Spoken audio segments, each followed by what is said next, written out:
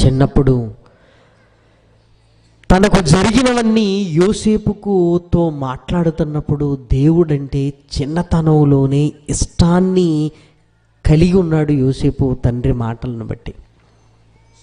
నాన్న ఏదో పిలిచావేంటంటే, నాన్న ఏంటి, ఒరే అర్జెంటు పని ఏమైనా ఉందా, నీకు పని ఏమైనా ఉందా? లేదు నాన్న, నీకంటే నాకు అర్జెంట్ ఏముంది. ఏమంటే ఒక తండ్రి కొడుకుల బంధం బ్రహ్మాండంగా ఉండాలి, ఎంత చక్కగా ఉండాలి కదా. ఒక తండ్రి కొడుకులు మాట్లాడుకుంటున్నప్పుడు చూడాలనిపించాలి, వినాలనిపించాలి. ఏమయ్యా నీ కొడుకంటే ఎంత ప్రేమయ్యా నీకు, ఒరే మీ నాన్నంటే నీకు ఎంత ఇష్టంరా.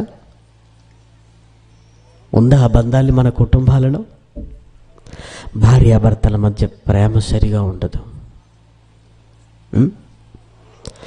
పిల్లలకు తల్లిదండ్రుల మధ్య సఖ్యత ఉండదు ప్రియమైన వారలారా, ఉండదు. తండ్రి అంటే ఒక ప్రేమ ఉండదు, తల్లి అంటే ఒక ఇష్టం ఉండదు.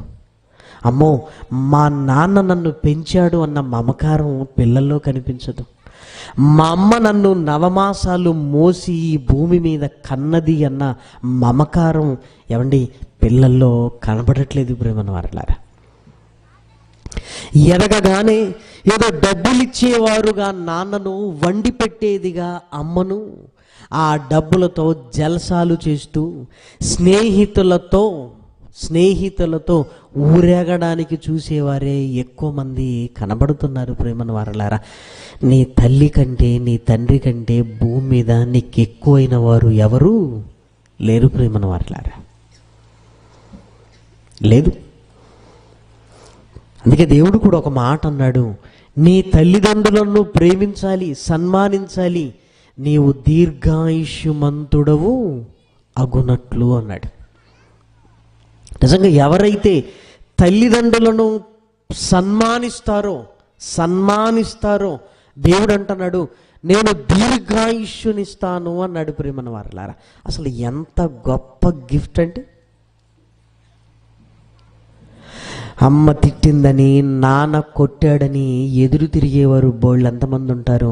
ఏమండి వారి పాదాల దగ్గర ఉండాలే తప్ప ఎదురు తిరగటం అనేది ఎప్పుడు మంచిది కాదు. పరిశుద్ధ గ్రంథంలో దేవుడు రాయించిన మాటలండి.